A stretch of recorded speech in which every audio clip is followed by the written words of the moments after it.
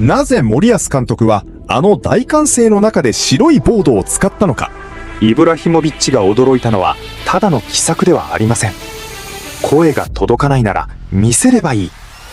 遠くの選手にも一瞬で時間と意図を共有させる。大きな数字は焦らせるためではなく、チーム全員の判断を揃えるためのものだった。オランダがボールを支配する中、日本は混乱ではなく明確さで戦っていたのです。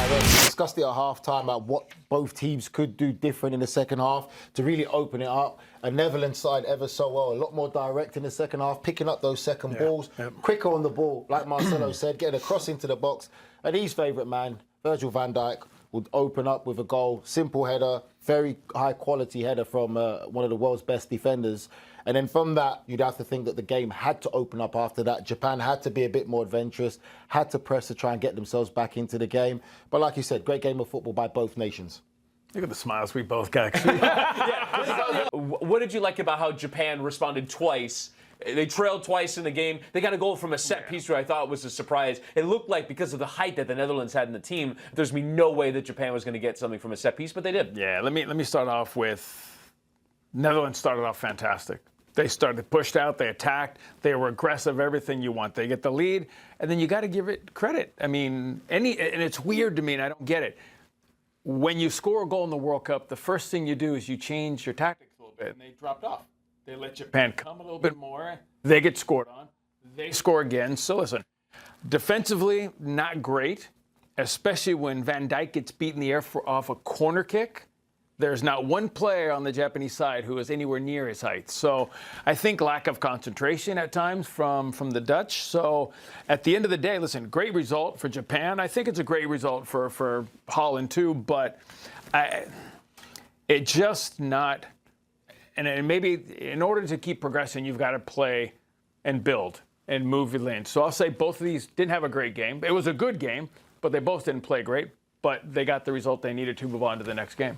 I think both teams will be happy with the result. You know, when you look at the group overall, I think that there will be that belief or that arrogance that Japan and Netherlands are the best two in this group, which I feel is a risky observation to have.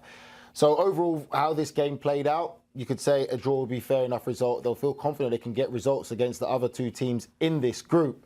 But I would say for me, for the Netherlands, you'd be a bit worried because there's always that expectation. There's always that weight when you wear the shirt, how far they can go. And how they manage this game to go 1-0 up, 2-1 up, and not be able to see out the game, that is a bit of a worry and a concern. When they put the foot on the gas, yes, they were good. And for me, I give credit to Japan, though. Yeah. Because for me, I wouldn't say I've seen anything different from Japan. Japan has always had that mentality of, regardless how the game is going, they play to win. They're going to continue to press, they're going to continue to play forward, and they're going to try and win this game of football match.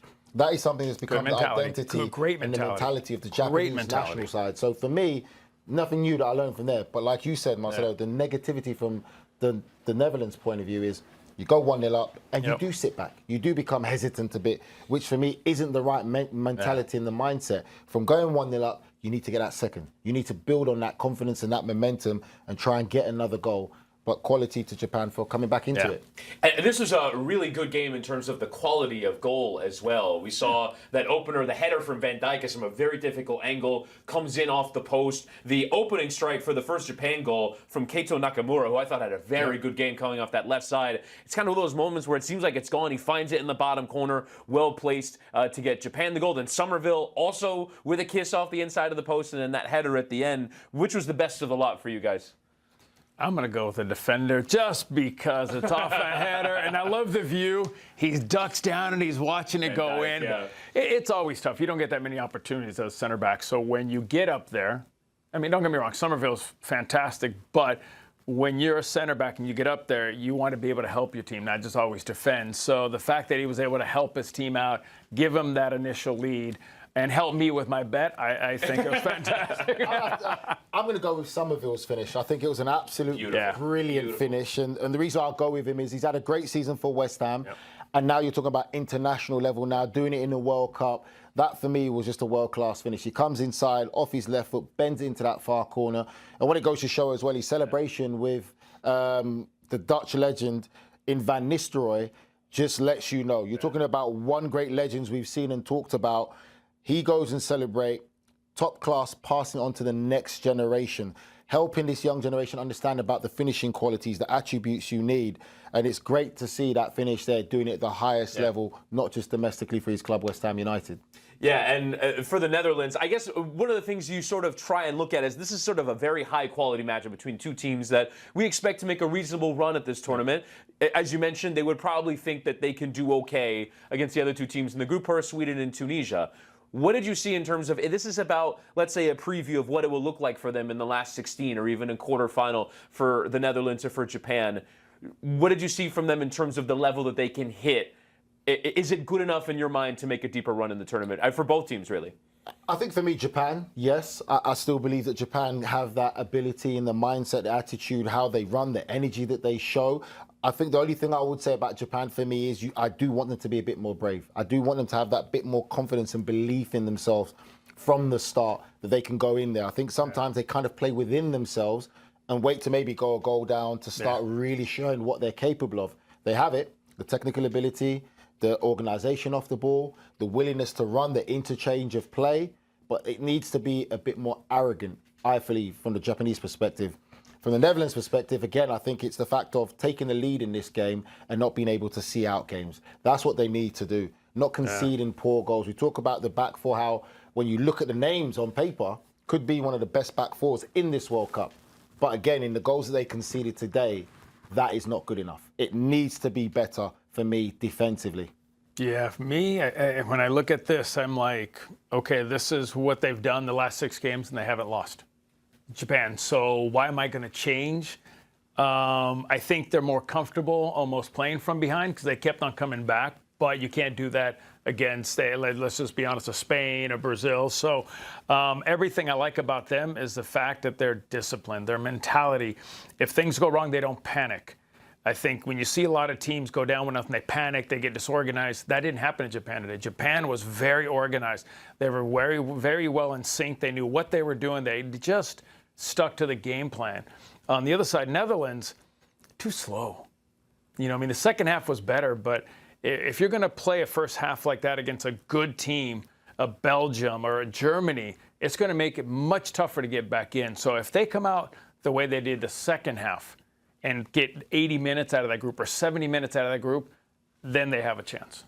Yeah, it was a really high level, I thought, after halftime. I will say, and this is sort of one of those things that we're going to keep tracking the progress of over the course of the tournament. We did eventually see the Japan equalizer, but I thought the game had incredible flow in the first 20 to 22 minutes of the second half, and then the hydration break happens. It's completely needless in a stadium that has a roof over it, and I know that this is something that we're going to have to get used to because it's going to happen in 104 games this World Cup, but I have to be honest, it's ridiculous when it happens. It's ridiculous when we're in a dome and it's a perfect climate-controlled environment, and we're stopping the game, a brilliant game of football, and that was the first time that I really felt that it got in the way of a really good match. That normally you expect it's just going to keep going and that energy level, and it dipped really for the first 15 minutes coming out of the break, and then Japan gets the equalizer to get it back going again. But it just feels wrong. It feels wrong for a game to be interrupted like that. From an ex-player's perspective, I think Marcelo and I are on the same agreement of this.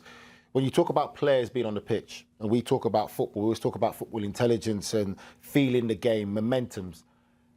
In this aspect here, you're 100% right. Because when you're a team and you feel the momentum and you know your opponents are really starting to struggle and you could feel it as a player, you're going to score, they're going to crack soon. And then all of a sudden to have a break where they can regroup, recatch their composure, regain some kind of composure and organisation, you can never just get that momentum back again in favour of you. Yeah. So I think I'm in agreement where I'm not a fan of these water breaks. Let's be real. It's not for the welfare of the players. It's nothing to do with the welfare of the players. It's about advertising and making money. And it's sad because it does take away from how a game flows. We've seen teams use it for tactical advantages. Yesterday, Australia, to get their first goal. I think that the game needs to flow and be like football for 45 minutes, because if it was for the welfare of the players, there'll be other things being done as well, not just these water breaks. So for me, I completely agree with you. I don't like these water breaks because they kill the momentum of the football matches that we're seeing. And just from an ex-player's perspective, we know what it's like when you're in that mode, when you're fighting for your life and trying not to concede a goal, or when you've got a team under so much pressure that you know you're going to get a goal and a water break happens. I'm a purist. Okay. As a kid, you played 30 minutes, you played a rhythm. You had some sort of, you're in sync. When you get to a point where you don't need a hydration break, why are we breaking up the game into 4 quarters? That's where I have a hard time. I grew up playing this game, and I'm not aging myself because even to last World Cup, we didn't have hydration breaks. So this game's about rhythm. It's about having to find a way to get through 45 minutes. It's finding a way to figure the tactics out on the field, not always with the coach. As a team and as a player, you're trying to adjust, you're trying to move. So now we cut it. We give you 22 minutes. We'll give you 3 minutes. Go get some water. We saw the other day Pochettino, the computer, pointing to people. We saw last night Australia, telling the player, do this, do this. There came a goal. Great. But that's not what we're here for. We talk about purists. We talk about rhythm of our game. We're taking away the purity of what we love to watch for 45 minutes, and that's why I have a hard time. As an ex-athlete, it's very frustrating to see a game stop, and now everybody's relaxing, everybody's getting a drink of water, and it's like, it's hard to restart after 3 minutes. It's like running a marathon. You're done. You're not going to go run again because you're done. At that point, it's going to take you, what do we see today, 5-10 minutes to get back into it. By that time, you're almost at halftime. Well, the perfect example as well is half-time. When you have a half-time, you always see teams generally will concede in that first 10, 15-minute block of half-time because, again, the momentum's lost, you rest. You know what comes next? A 10-minute halftime now instead of a 15-minute halftime. But I'm saying, but that's what we're pushing towards. Yeah. Listen, the game's, through history, has been 45 minutes. Let's keep it that way. Yeah, and you guys are speaking from sort of a ex-player perspective. Yeah. I'll speak from a fan perspective because watching that game, that's sort of the moment when you reach the edge of your seat, when you reach, okay, here we go, it's kicked off. Yeah. Finally, we got through a 45 minutes that was a bit dreary, if I'm being honest. Japan didn't have a shot on target in the first half. Finally, the game has opened up. We've gotten into a good place, and now there's a commercial break. Yeah. And it just feels like it takes a while, watching from a fan's point of view, for the tempo to regain. The tempo almost never really came back in the game. So it's almost impossible to recreate that sort of magic. That magic is going to get lost if it happens after halftime. Yeah, I mean, like I said, take our word for it from a player's perspective. We know what it's like. We know what it's like to be on that pitch in that moment, knowing that one of your players has the better of a defender. You could just feel it, and all of a sudden you got to stop. It's not a switch you can just switch back on again. For everyone to be in that moment, in that euphoria, everything working in your favor. Now, in terms of the match, getting back to the actual game, who were some of the players that stood out in your mind for either side in terms of individual performances? I felt for me, Somerville took his goal very well. Gravenberch, I thought, had a good game. We talked about the midfield and how Gravenberch didn't have a great season when it came to domestically for Liverpool and going into a World Cup, how he would be. I thought he put in a great midfield performance today for me. From Japan's perspective, we Nakamura was fantastic at wing back. Yeah, I felt collectively as a team that they just played so well. Again, we talked about them missing the likes of Matoma, Endo Minamino as well, having to pull out of the squad, and people worried, they're best players or top players. I said, no, you got to look at Japan beyond the individual player. They're collectively as a team so well drilled, so well organised, and it was a team performance for them today.